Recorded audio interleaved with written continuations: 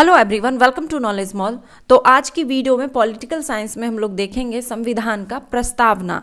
Okay और ये set दूसरा है। एक वीडियो इसकी दे जा चुकी है और प्लेलिस्ट में जाएं और अगर आपने नहीं देखा है उस वीडियो को तो उस वीडियो का भी एमसीक्यू टेस्ट जरूर लगाएं ताकि आपको शुरू से सारे एमसीक्यू टेस्ट देखने को मिले और इसका फ़ायदा आपको एग्जाम में जरूर देखने को मिलेगा। तो आज का जो एमसीक्यू टेस्ट है वो है संविधान की प्रस्तावना को लेकर के, और नेक्स्ट वीडियो के लिए जो होमवर्क के तौर पर आपको रखना है पॉलिटिकल साइंस में वो भारत संघ एवं उसका राज्य क्षेत्र तथा राज्यों का पुनर्गठन। ये भी आपको किसी भी बुक से पढ़ लें, पॉलिटिकल साइंस की कोई भी बुक से, आपको बस एमसीक्यू टेस्ट लगाना है। बहुत अच्छे से आप पढ़ें। तो फिलहाल चलिए आज सेट लगाते हैं संविधान का प्रस्तावना से। पहला क्वेश्चन है कि भारत के संविधान के निर्माताओं का मत निम्नलिखित में से किसमें प्रतिबिंबित होता है? आंसर है ऑप्शन ए, उद्देशिका में। भारत के संविधान में उद्देशिका का विचार लिया गया है। आंसर है ऑप्शन सी, अमेरिका के संविधान से। सर्वप्रथम अमेरिकी संविधान में प्रस्तावना को सम्मिलित किया गया था। तदुपरांत कई अन्य देशों ने भी इसे अपनाया जिसमें भारत भी शामिल है।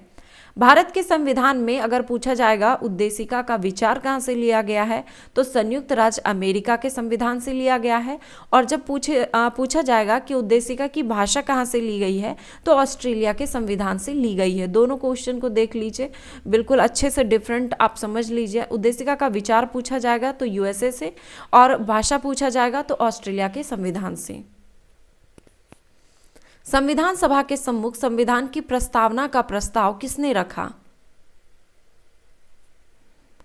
आंसर है ऑप्शन ए, जवाहरलाल नेहरू ने। 22 जनवरी 1947 को संविधान सभा द्वारा भारत को एक संविधान देने का उद्देश्य प्रस्ताव पारित किया गया। उद्देश्य प्रस्ताव को 13 दिसंबर 1946 को संविधान सभा में जवाहरलाल नेहरू द्वारा पेश किया गया था। यही उद्देश्य प्रस्ताव प्रस्तावना का प्रारूप बना। प्रस्तावना में संविधान का क्या निहित है? आंसर है ऑप्शन ए, मूल दर्शन। प्रस्तावना भारतीय संविधान की भूमिका के भांति है जिसमें संविधान के आदर्शों, उद्देश्यों, सरकार का स्वरूप, संविधान के स्रोत से संबंधित प्रावधान आदि का उल्लेख है। इस प्रकार प्रस्तावना में संविधान का मूल दर्शन निहित है। 42वें संविधान संशोधन द्वारा प्रस्तावना में निम्नलिखित में से किस शब्द को जोड़ा गया है? आंसर है ऑप्शन ए, समाजवादी, पंथनिरपेक्ष और अखंडता को। 1976 के 42वें संविधान संशोधन के माध्यम से प्रस्तावना में 3 शब्द समाजवादी, पंथनिरपेक्ष तथा अखंडता जोड़ा गया। प्रस्तावना में स्वतंत्रता, समानता और बंधुत्व शब्द किस देश के संविधान से लिए गए हैं?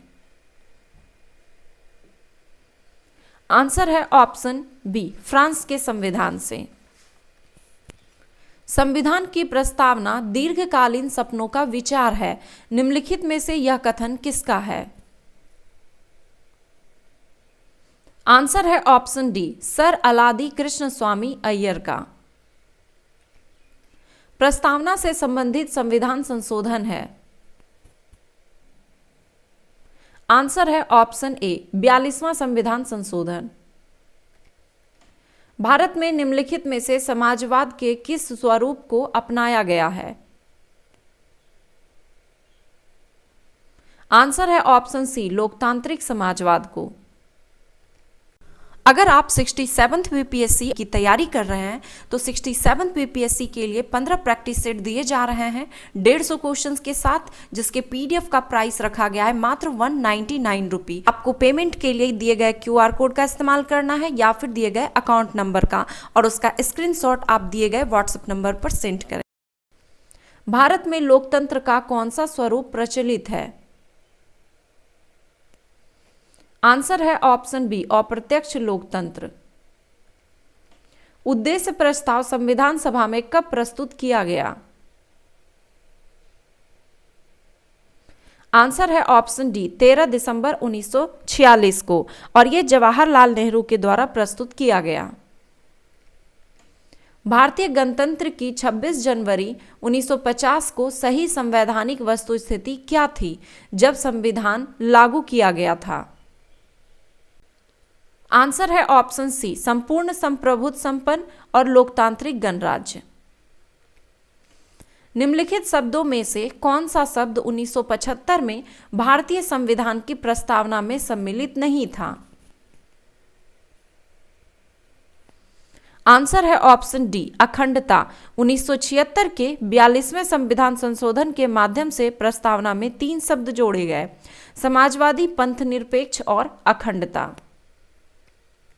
भारत के संविधान की उद्देशिका के संबंध में निम्नलिखित में से कौन सा कथन सही नहीं है? आंसर है ऑप्शन डी, दिया गया है कि शब्द पंथनिरपेक्ष सदैव उद्देशिका का एक अंश था। तो ये गलत है, क्योंकि ये जो है पंथनिरपेक्ष 42वें संविधान संशोधन 1976 में जोड़ा गया, इसका वर्णन संविधान में नहीं था। बाकी के ऑप्शन सही है। उद्देशिका संविधान का एक अंश है, इसमें संविधान के उद्देश्य का उल्लेख है। 1976 में उद्देशिका में समाजवादी शब्द को जोड़ा गया था। ये तीनों ही सही हैं। निम्नलिखित में से भारतीय संविधान की प्रस्तावना को हमारे संप्रभु प्रजातांत्रिक गणराज्य की जन्म कुंडली किसने कहा? आंसर है ऑप्शन ए, के.एम. मुंशी ने। निम्नलिखित में से भारत के संदर्भ में धर्मनिरपेक्ष शब्द का सही भाव व्यक्त करता है? आंसर है ऑप्शन डी, भारत में राज्य का कोई धर्म नहीं है। पंथ निरपेक्ष या धर्मनिरपेक्ष राज्य की सबसे प्रमुख पहचान है न कि यह न तो किसी धर्म विशेष को राजकीय धर्म का दर्जा देता है और न ही अपने नागरिकों को धार्मिक स्वतंत्रता से वंचित करता है। यह भारत के संविधान में 42वें संविधान संशोधन 1976 में जोड़ा गया, परंतु वास्तव में भारत आज़ादी के समय से ही पंथ निरपेक्ष राज्य रहा है। भारतीय स्वतंत्रता की प्रस्तावना में निम्नलिखित में से किस स्वतंत्रता का वर्णन नहीं है? आंसर है ऑप्शन डी, आर्थिक स्वतंत्रता का। भारतीय संविधान की उद्देशिका विचार, अभिव्यक्ति, विश्वास, धर्म और उपासना ये 5 प्रकार की स्वतंत्रता की उद्घोषणा करती है।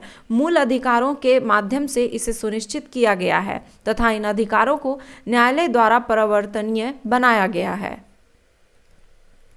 निम्नलिखित में से कौन एक भारतीय संविधान के उद्देश्यों को प्रतिबिंबित करता है? आंसर है ऑप्शन बी, संविधान की प्रस्तावना। भारत के संविधान की उद्देशिका में कितने प्रकार के न्याय की व्यवस्था की गई है? आंसर है ऑप्शन सी, 3 प्रकार के न्याय। न्याय के अंतर्गत सामाजिक, आर्थिक और राजनीतिक न्याय शामिल है तथा यह तत्व रूसी क्रांति से प्रेरित है। निम्नलिखित विवादों में से किसमें सर्वोच्च न्यायालय ने प्रस्तावना को भारतीय संविधान की मौलिक संरचना का भाग स्वीकार किया? आंसर है ऑप्शन डी, केशवानंद भारती विवाद। केशवानंद भारती बनाम केरल राज्य के मामले में उच्च न्यायालय ने स्पष्ट किया है कि प्रस्तावना संविधान का अंग है, क्योंकि जब अन्य सभी उपबंध अधिनियमित किए जा चुके थे उसके पश्चात प्रस्तावना को अलग से पारित किया गया। संविधान के अन्य भागों की तरह प्रस्तावना में भी संशोधन संभव है, बशर्ते वह आधारभूत ढांचे को क्षति न पहुंचाता हो। भारतीय संविधान का कौन सा भाग संविधान की आत्मा कहलाता है? आंसर है ऑप्शन बी, उद्देशिका।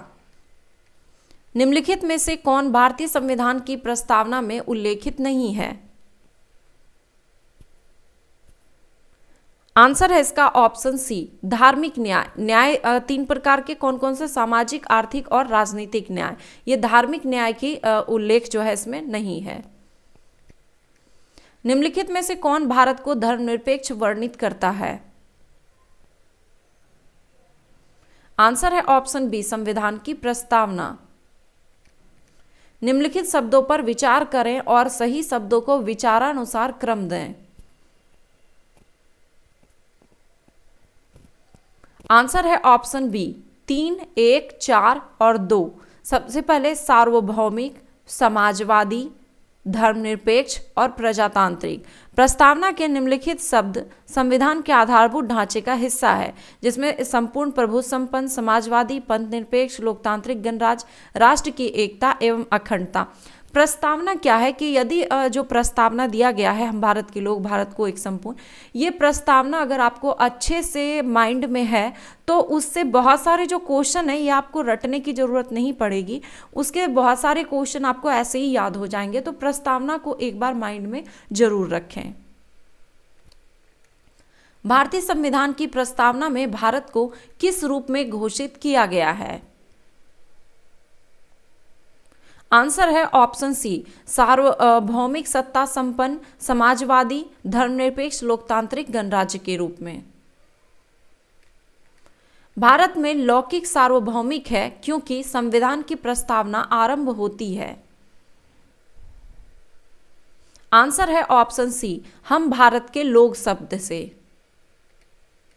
भारत के संविधान की प्रस्तावना में निम्नलिखित में से किस एक को पहले मुख्य रूप से सम्मिलित नहीं किया गया था? आंसर है ऑप्शन डी, समाजवादी और धर्मनिरपेक्षता को। भारतीय संविधान की प्रस्तावना में अब तक कितनी बार संशोधन किया जा चुका है? आंसर है ऑप्शन ए, एक बार। 42वें संविधान संशोधन अधिनियम 1976 के द्वारा प्रस्तावना में अब तक केवल एक बार संशोधन किया गया है। इसके द्वारा प्रस्तावना में 3 शब्द जोड़े गए, समाजवादी, पंथ निरपेक्ष और अखंडता शब्द। तो ये थे 28 क्वेश्चन का सेट संविधान की प्रस्तावना से संबंधित। और नेक्स्ट मैं फिर से रिपीट कर रही हूँ, नेक्स्ट आपको पढ़ना है भारत संघ एवं उसका राज्य क्षेत्र तथा राज्यों के पुनर्गठन से संबंधित एमसीक्यू टेस्ट आपको नेक्स्ट वीडियो में देखने को मिलेगा। तो वीडियो पसंद आया तो एक लाइक करें और कमेंट करें, अपने दोस्तों के साथ शेयर जरूर करें। और हाँ, हमारे टेलीग्राम चैनल से जरूर जुड़ें ताकि जितने भी एमसीक्यू टेस्ट लगवाए जाते हैं उन सब का PDF आपको टेलीग्राम पे मिल जाएगा। वहाँ से आप इसे डाउनलोड करके पढ़ सकते हैं, भविष्य में पढ़ने के लिए, रिवीजन करने के लिए इसे रख सकते हैं। धन्यवाद।